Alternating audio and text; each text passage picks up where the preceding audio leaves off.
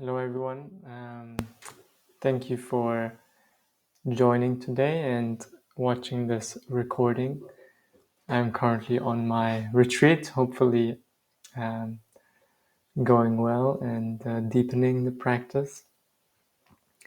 So today I want to talk a little bit about the mind foundation, the Citta, the heart-mind of our experience. So I want to start with just a minute or two of quick meditation, activating a little bit of mindfulness and pointing a bit more towards this realm of mind, this realm of Citta, which is ever present. So let's close the eyes together.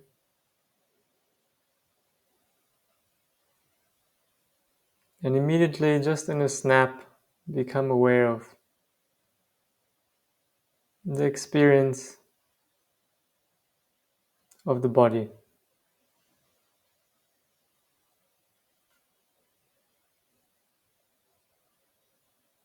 The body sensations,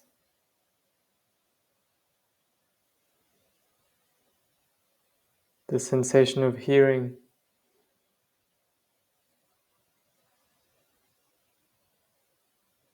the sensation of seeing even as you close your eyes. Seeing is still appearing.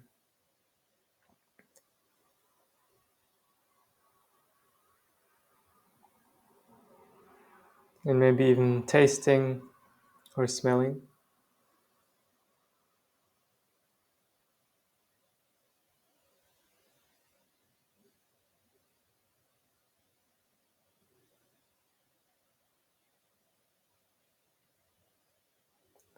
So we have these 5 sense doors,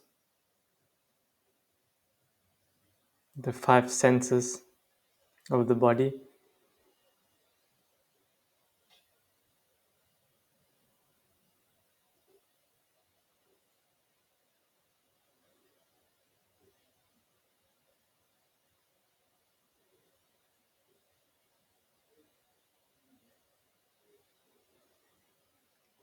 And then we also have the Vedana, the pleasant or neutral or unpleasant tonality.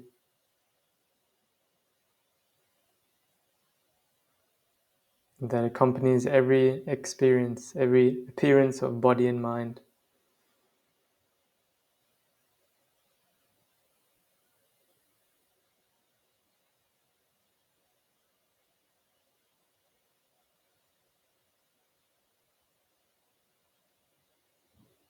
So still attending to the body and noticing whether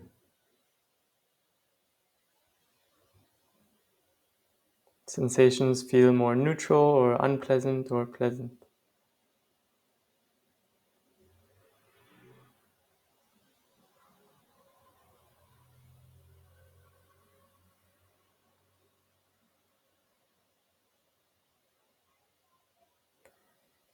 And then we also have this 6th sense door. In Theravada Buddhism, they refer to the mind as the 6th sense door. So in our present moment experience, we can also see the stream of mind as another sense, as another door, a part of experience which we can see clearly.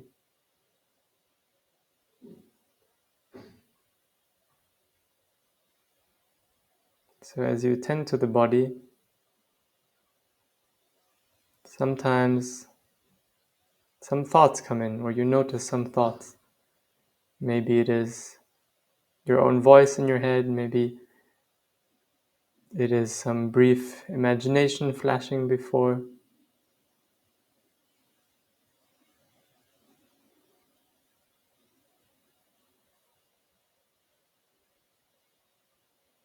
So you might also just say in your head, I am thinking.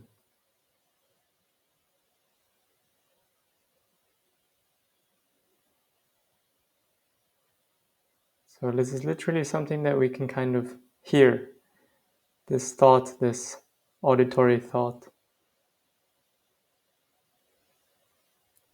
But it's not quite coming from the external reality, it's something that is produced from within.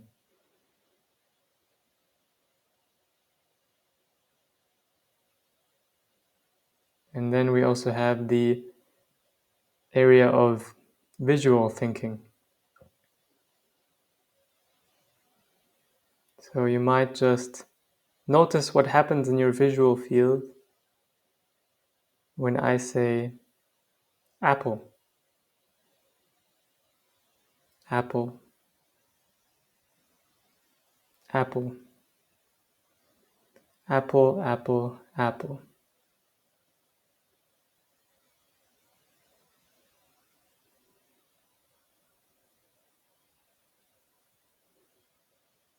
And then we have the realm of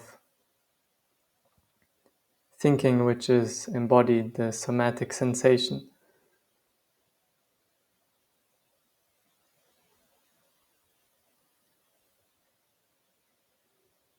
So if you create a little bit of loving kindness in this moment, a little bit of may all beings be well, you might feel this sensation inside the body.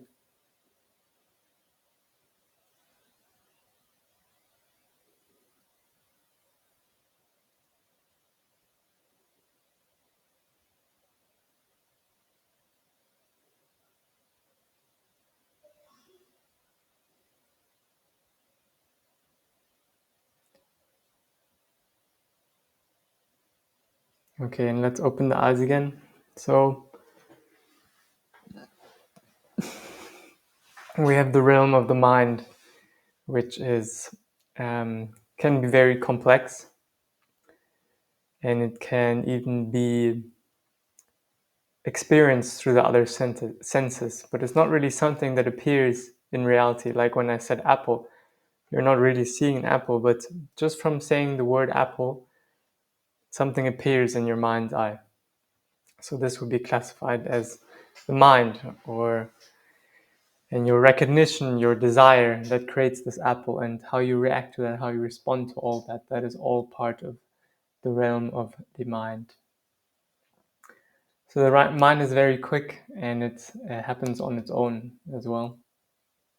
So we are practicing to be more aware of this process of mind, because the mind can be very the source of great suffering and the source of great happiness also.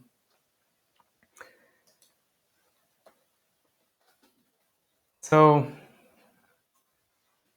our body, we have our body here, the sensations of a body, the hearing, the tasting, the seeing, and there can be suffering which arises from the body. So we can start to feel discomfort, start to feel unpleasantness in the body.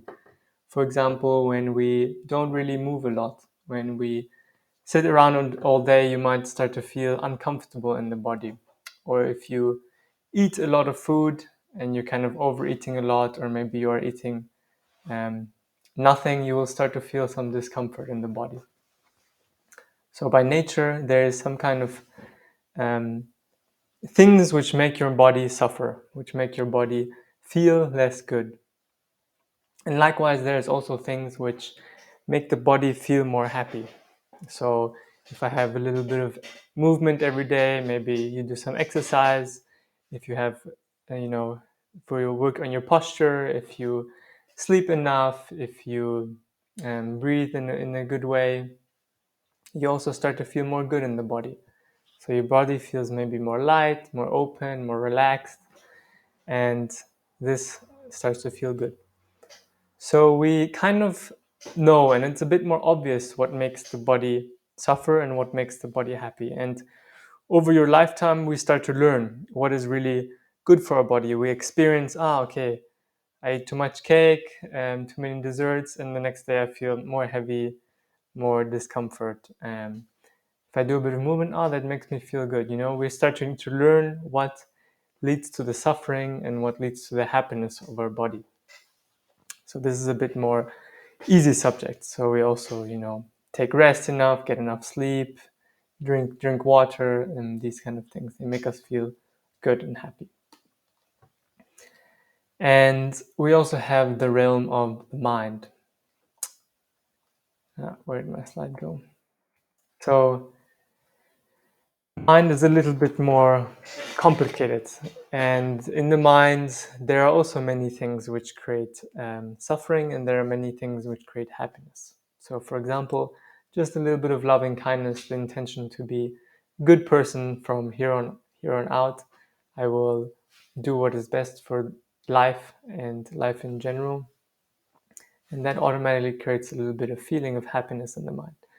And likewise, if you start to bring hatred, if you bring um, judgment, if you bring very negative thinking, very self-detrimental thinking into your mind, this automatically creates more feeling of suffering, more feeling of discomfort in the mind.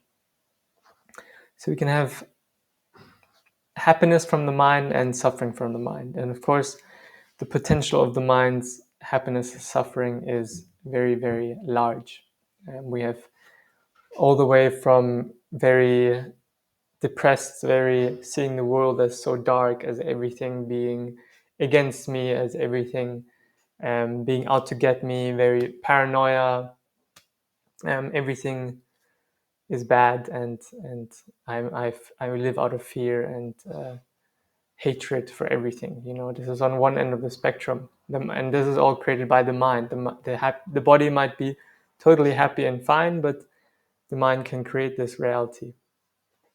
Likewise, also the mind can create an amazing place, a place of well-wishing, a place of the world is wonderful, a place of people are so kind and generous, and therefore I am kind and generous because I live in a beautiful and happy world. So we can see the same thing with dreams, for example. The mind creates the dream world, and when we dream, we can have nightmares on one hand, which are very uncomfortable, and we can suffer a lot, and we can have also very beautiful, amazing dreams. So the mind is very powerful in creating this reality of suffering or happiness for ourselves.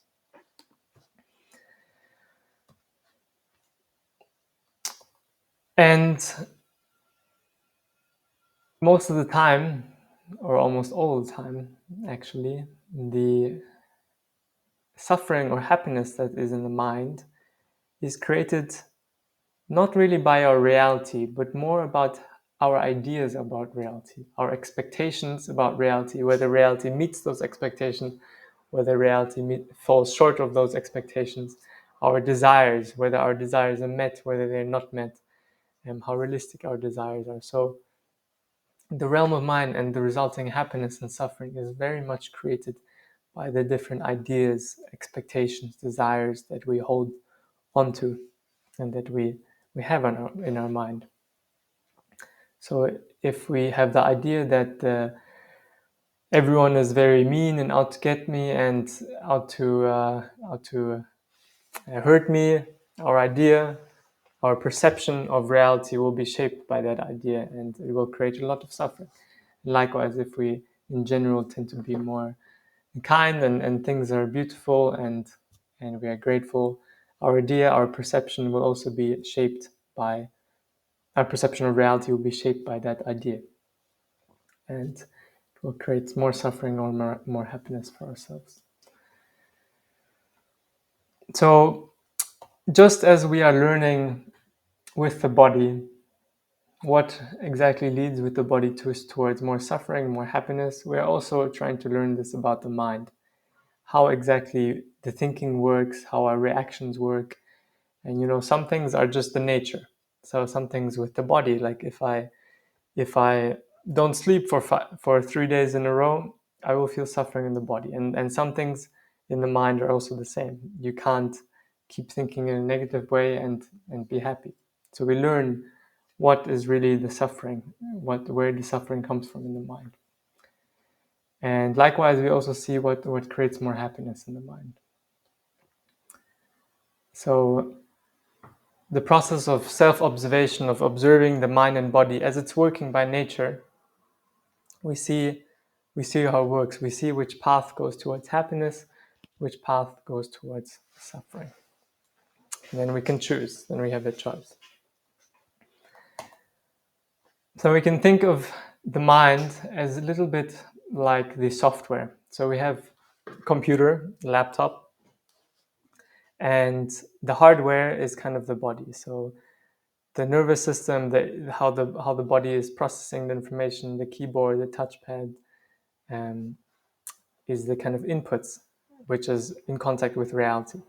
And then the software, which kind of holds it all together, which creates the programs for, okay, do these actions and it will lead to this. Take the commands for eating and it will lead to some feelings of happiness from eating, or the software, the interface through which we experience. It's more like the mind. So we are learning about how this is working.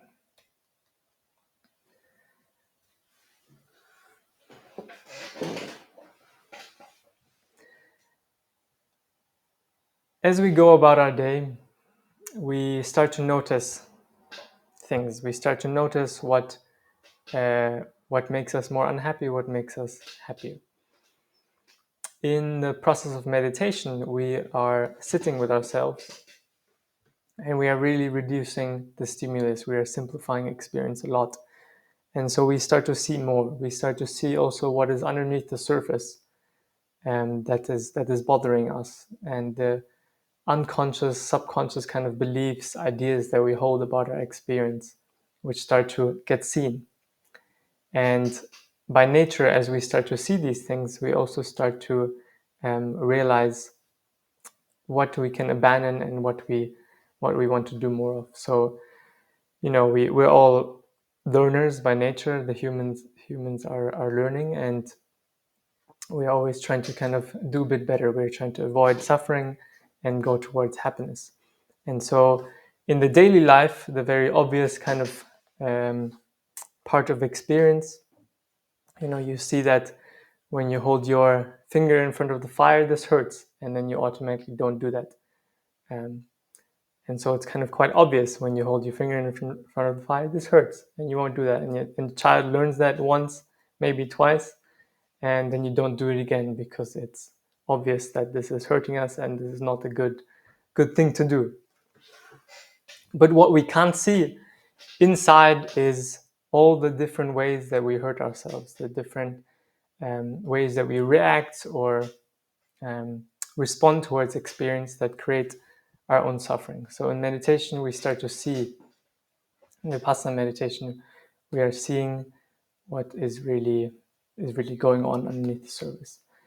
And the more that we see, the more that we learn how the intention works, how the expectation works, how the desire works, how the reactions work, how the clinging works, how the aversion works.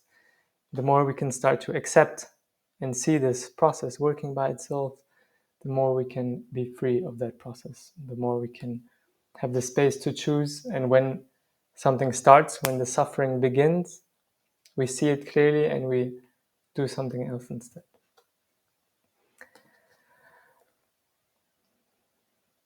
And we change this at a very deep level. So we can, use positive thinking and gratitude and things to change our surface level thinking. Okay, we change the thought that comes in. Okay, I notice I'm having a bad dialogue with myself. I replace it with, okay, self-encouragement, self-motivation, affirmation. But the reactivity, the ideas, the expectations that we don't see, they are still going on underneath the surface. And no matter how much I change the surface level, if that depth of reactivity, that depth of clinging is still there, it does not really change in the long term or change me deeply. So the deeper we see in our experience, the more we see at a very subtle level, the more we can start to have that choice and to start to rewire the brain to accept more and to be more free from those holdings.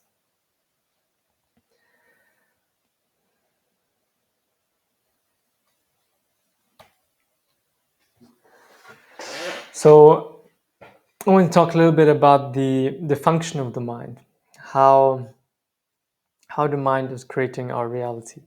So from the moment you are born until now, we have our story, our ideas about ourselves, our um, history, all our likes, all our desires, things that we want, our identity.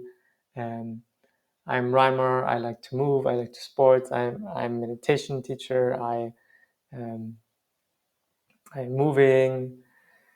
So all this kind of framework of ideas, the self that we create and that we act from, and that we interpret our experience from. So we have this kind of constant self-narrative, and we continue to maintain this self-narrative. I am sitting here at the computer, I am talking, I am working, I go to the bathroom, I relieve myself, I come back. So we have this kind of ongoing, continuous flow of experience, whereby everything that is happening is interpreted through that lens, and is also very useful. So it helps us to organize ourselves when we are a little baby and there's no sense of what I am and what I can do yet.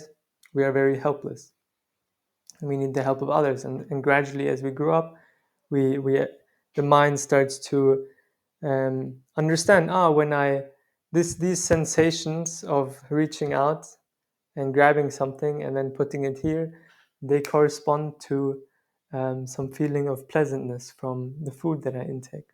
So I learn that these sensations map onto this feeling. And so we learn about our reality, and this is the process of learning.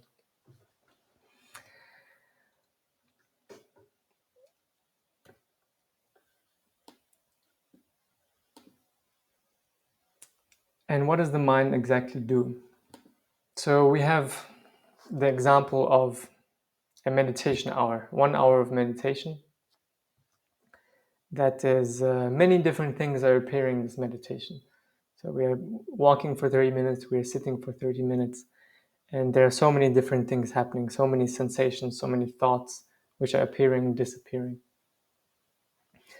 And the mind clumps this together. The mind simplifies this experience. Okay, in the first part of the meditation, I was like this. In the second part, I was like this.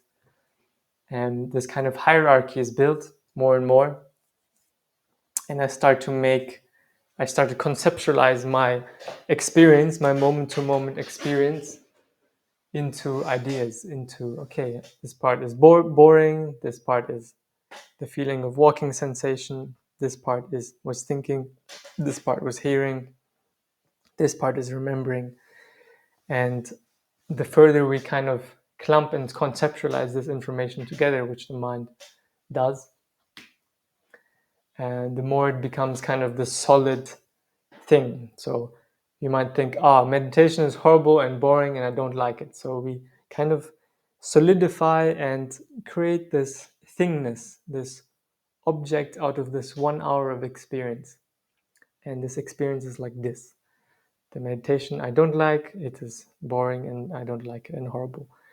So when we actually start to see, so that's what we're doing when we're starting to meditate, we're using these labels to kind of start to drill down in that idea of what is this hour actually. So we're starting to deconstruct this experience into its components. Okay, we start to use some labels. I can see that, okay, here's some emotion, here's some sensation, here's some thought, here's some hearing, here's some remembering. And the more we kind of move down into this zone of just experiencing the moment, actually the more meaningless and the more the thing that just becomes body and mind. Okay, just hearing, just sitting, just thinking. Just the appearance of body and mind moment to moment.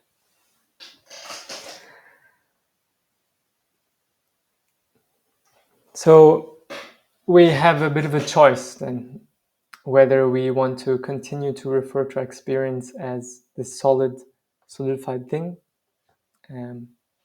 versus this kind of, okay, it's just a collection of different phenomena that are appearing. This is the function of the mind, kind of groups and solidifies and conceptualizes experience.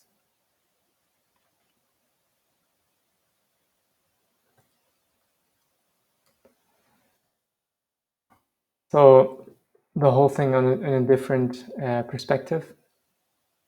As we move through our meditation, we have this narrative. Okay, I'm starting to meditate now, and I am going to do my walking meditation, and my walking meditation is like this. And now I start thinking about my plans for tomorrow, and I start remembering this, and there's this kind of ongoing narrative, and sometimes it's happy, sometimes it's unpleasant, and continues like this. But we are a little bit caught in that frame, in that kind of solid line, that solidification of experience.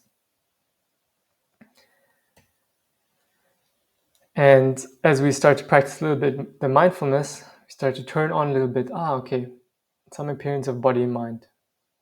And then we continue, okay, I am walking and things are happening and everything is in parallel. And I'm hearing at the same time I'm thinking, at the same time I'm walking. And then again, just the hearing. Then you continue, okay, I'm walking and this is happening, and then just the sensation, and just the remembering, and just the anger, and just the sensation, and just the standing, just the sitting. So we start to see what this experience is actually made up of.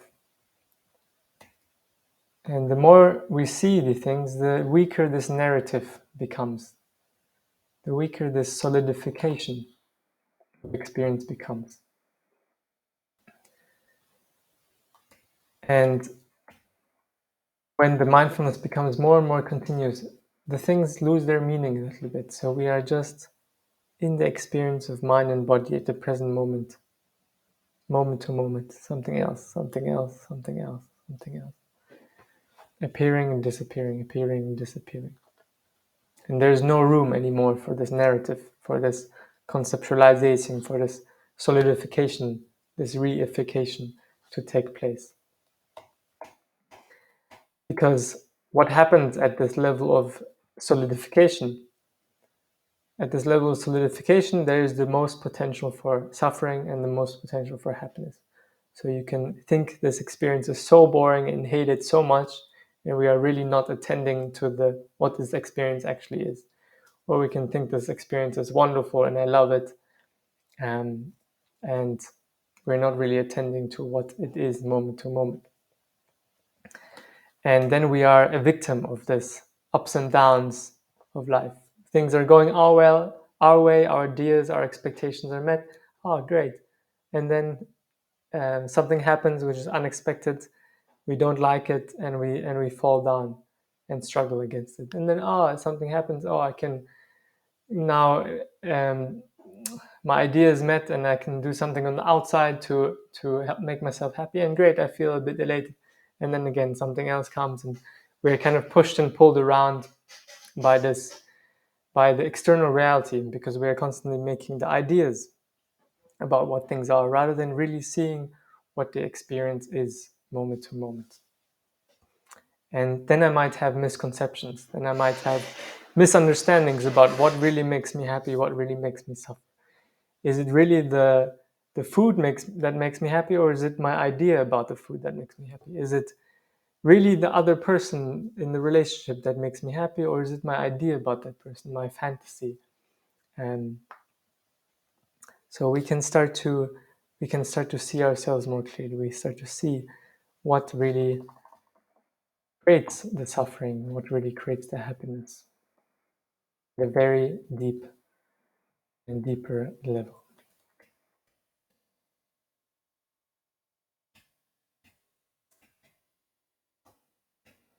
So then we have the choice. So I'm not saying that all the time we have to dwell in this state of present moment awareness and just mind, body, and things are completely meaningless. I'm saying that we have the choice. So we have the choice whether to kind of continue being in this sense of self, in the sense of I am a person and here's the world and here's my narrative, here's what I do, here's my identity and things. But we are not trapped in that. So we can choose at any time, especially when things start to get critical, or when we start to fall down into something unpleasant. We start to resist experience a lot. We can switch it on. We can switch on the mindfulness and really see what is happening in the moment. which creates also more wisdom, which in turn helps us to see ourselves, helps us to see who we are, and then feeds back into living a bit more intelligently in this life. So having the choice. It's almost like there's two worlds you can live in. The one of mindfulness, where things are meaningless, but you see how it works, or the one of the conventional reality, which is also very useful and very great and wonderful to interact with the world and be engaged um, and work and influence and things, but also we are not trapped in this.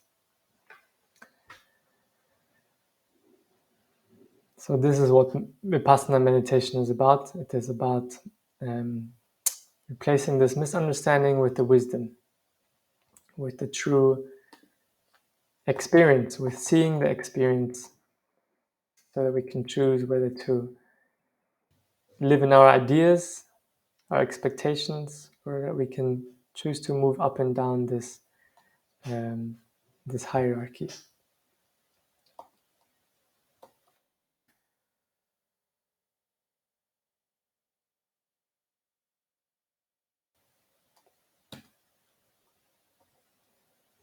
Okay, so let's close down the eyes again. We are going to observe a little bit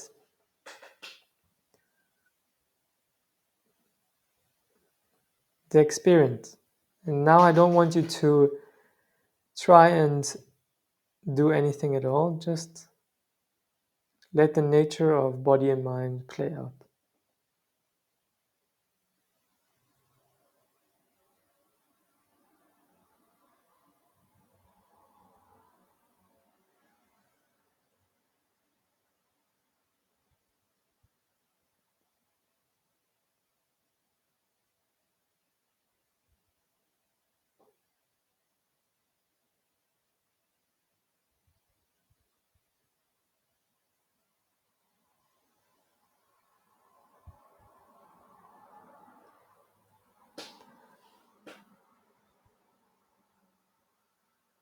And let's start to sense and feel that the experience of the body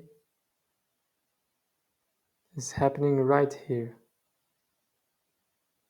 The hearing is not out there, it happens right here inside your ear. The sensation is happening right here inside the body.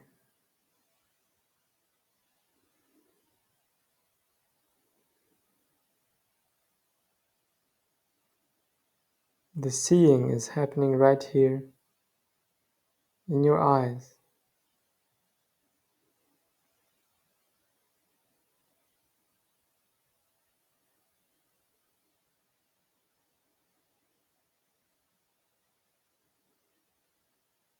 Allowing everything to be here, not there.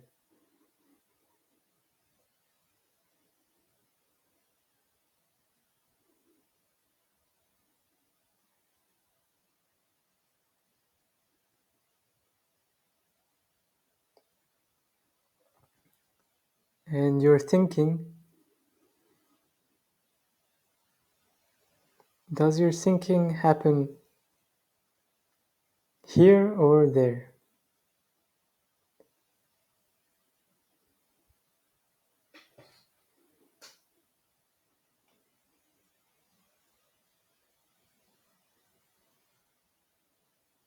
Where is your thinking? Is it here, in or on the body, or is it out there?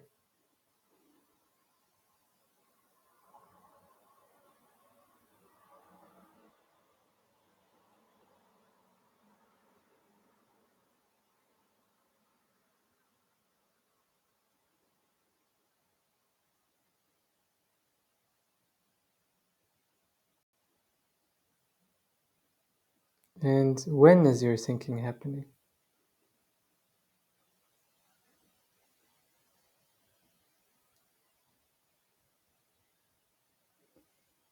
Is it happening right now, or at another time.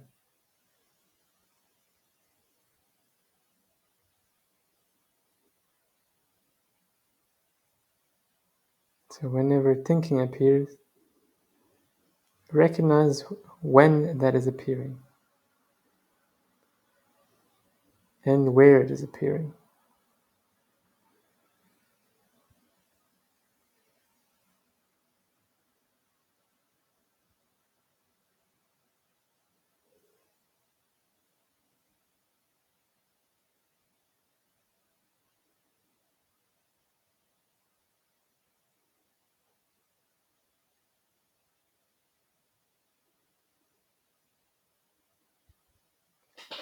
Okay, and opening the eyes again.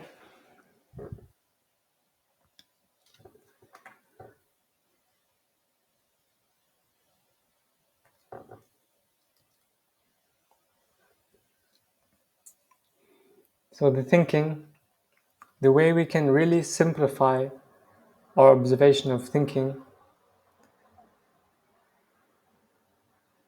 and to really check if our observation of thinking is clear is to check where the thinking is happening.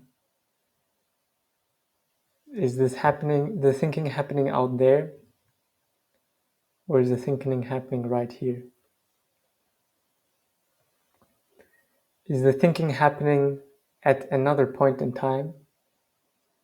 Are we creating the future or the past in our thinking and projecting ourselves into that moment, which is not right now?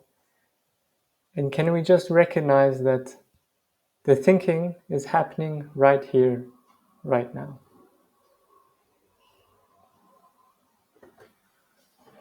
So our thinking, there is usually some sensation of thinking, there's some feeling of thinking. Maybe that is in the head, maybe somewhere in the throat, or the heart, or the belly, or the pelvis, or anywhere in the body. So there is some sensation, some feeling of thinking. And you might have noticed this as you're doing the walking or the sitting meditation, that when you are thinking, there's a feeling of thinking. So you don't just know intellectually that you're thinking, but you feel thinking. So maybe it feels a contraction or maybe an expansion, maybe pleasant, maybe unpleasant. And we can also feel this really as a sensation in the body.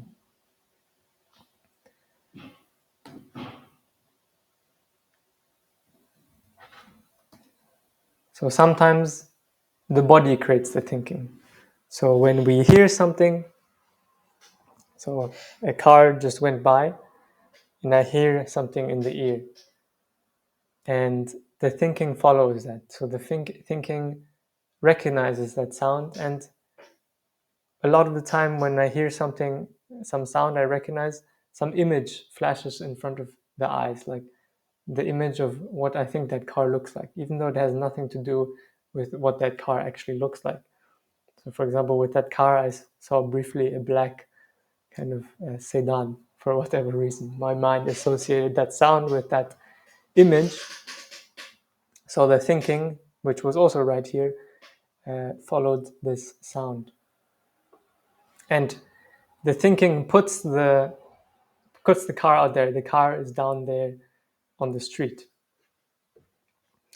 But actually the car is appearing right here on my body. The image of the car is appearing right here, the feeling of the car, the sensation of the hearing. So the thinking is always appearing right here on the body.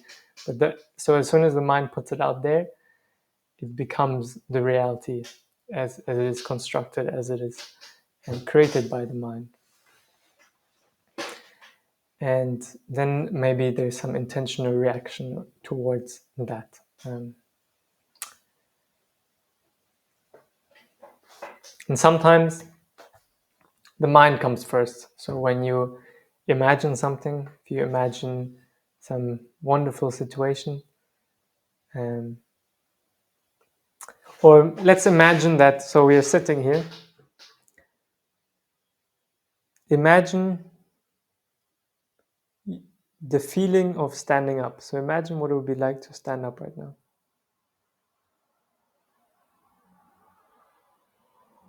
And imagine the feeling of sitting down again. And imagine the feeling of raising your arms without raising them. And lowering the arms.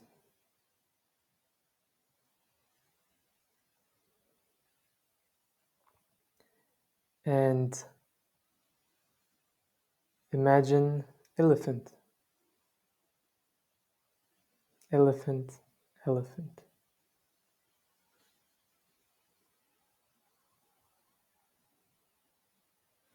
So the mind can also influence the body. Maybe you felt something in the body when you imagine yourself, the feeling of standing up. So it creates something in the body, some feeling. So it's very tricky because the two mix together very quickly. And our job is just to see this process happening, to see the body and mind as they are appearing. So maybe that makes sense to you, maybe it doesn't make sense, and that's also okay. So just leave it for now. And the only job is to keep observing the moment, to keep being mindful of the moment. What now?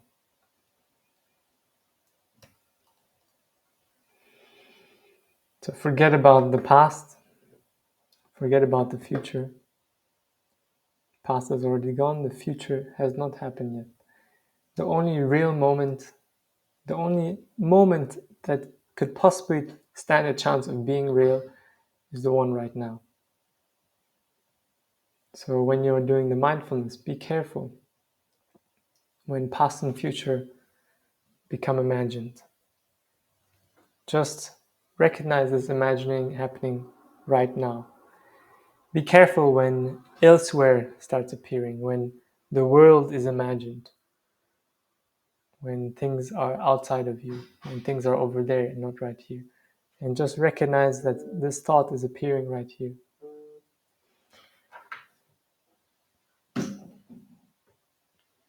So we observe everything within and on the body.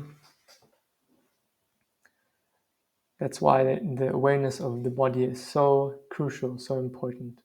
Because even the thinking we can observe on the body. If you are disliking something, if you are resisting something, if something feels like a struggle, like a friction in your experience, there's something you're not seeing. There's something you're reacting to from some standpoint and you're not seeing that. So accept it. Accept that this is happening, accept the discomfort, accept the unpleasantness. Learn about both the suffering and the happiness. There's nothing wrong with experiencing and continuing to fall into the worry, into the doubt, into the sleepiness, into the laziness, into the craving, into the aversion. But just see and learn how it happens. See and learn more. And when you can see how it happens, you can start to have a choice whether to follow that or not to follow that. So learn about yourself, observe the nature, and be careful.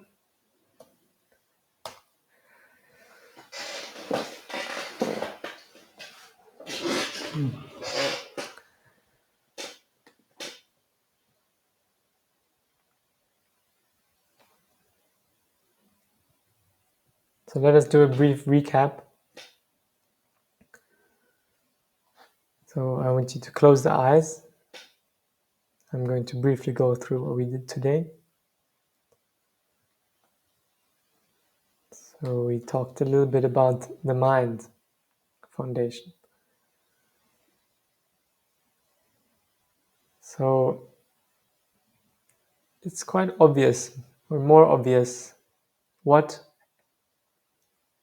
leads the body towards suffering and what leads the body towards happiness. Eating good food, doing exercise, resting enough makes the body happy. But it's not always so obvious what leads the mind towards suffering, what leads the mind towards happiness. And so our job is to observe this process of how suffering arises, how happiness arises, to see how it starts. Most of the time, the suffering in the mind is created by our ideas, our expectations, our desires.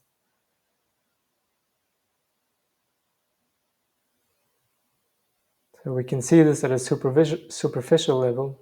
We can start to change our thinking, positive thinking, affirmations. But we also want to see more and deeper this process of the mind and how it reacts and clings and makes things solid and creates ideas.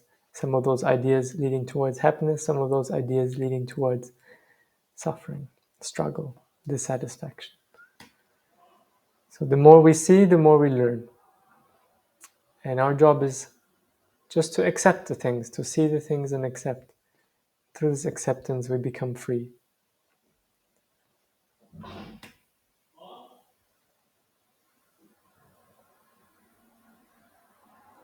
So the mind's function is to conceptualize, to create ideas, to reify the moment-to-moment experience so that it can make decisions, so that it can knows what it likes, knows what it doesn't like. So a very normal process of nature. But when we get trapped into this very solid black and white way of thinking, I am like this, the world is like that, the world is bad, the world is good, I am bad, rather than really attending to what is the experience actually, we can become trapped and we are ruled by the ups and downs of reality. So through the mindfulness, we start to see what is really happening in our experience. And we start to see how it works. And the more we see, the more actually the things become meaningless and just mind and body at the present moment. Just the here, just the now. The emptiness of phenomena, the emptiness of the thingness that the mind, the ideas, the concepts of the mind that are created. We can see through this. And we get the choice whether to live in the world of the subjective, of the black and white, of the self and other, of the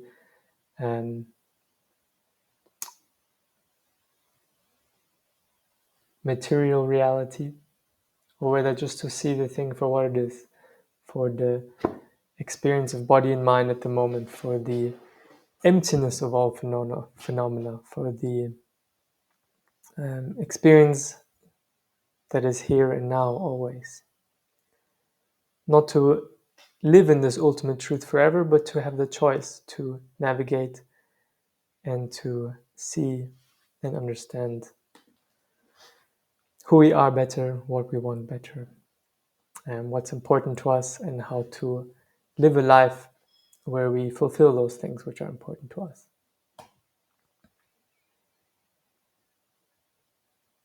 So let's be careful when thinking creates this duality of here and there, of me and the world, of time, of future and past. Those constructs, which are all very useful in navigating, can also lead to suffering very quickly. So when we are really practicing the mindfulness intensively in our meditation periods, just observe when you are thinking about past and future and bring it into the now. Recognize that thinking is appearing right now.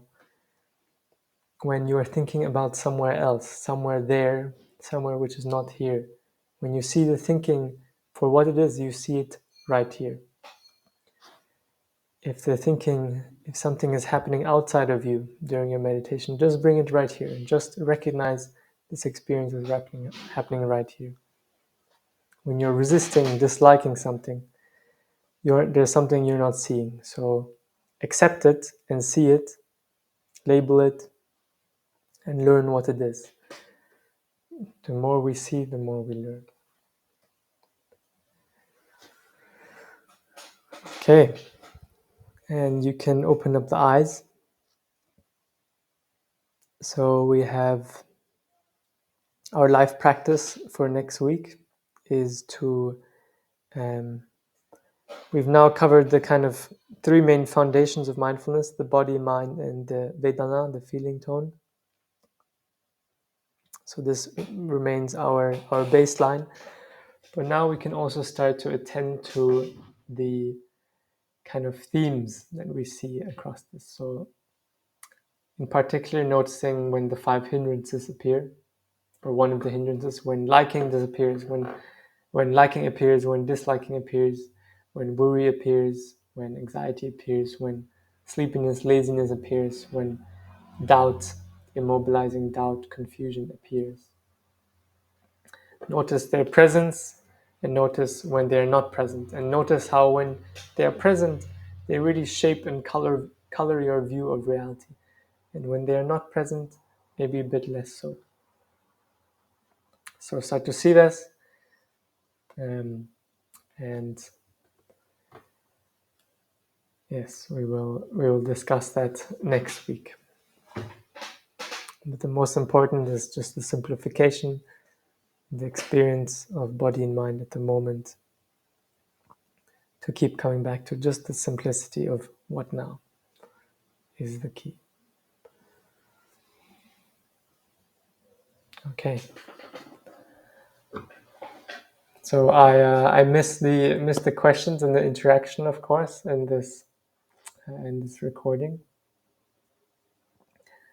but it's also a good experience. And I will see you all next week when we meet next. When I come out of the retreat, maybe a little bit wiser, maybe not.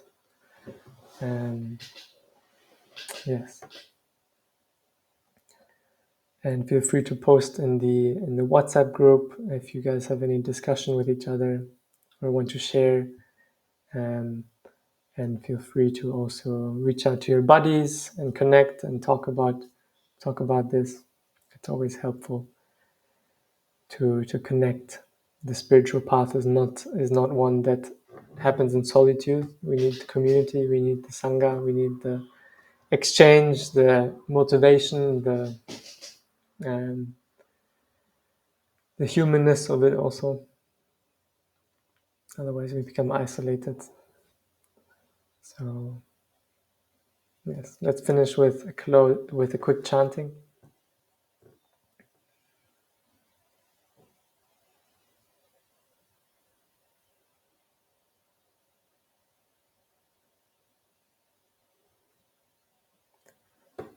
Araham Sama Sambuddho Bhagava Buddham Bhagavantam Nabhivademi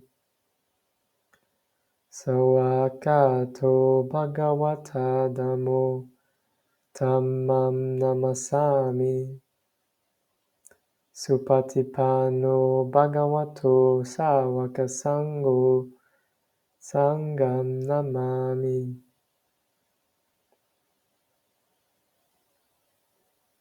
Sadhu.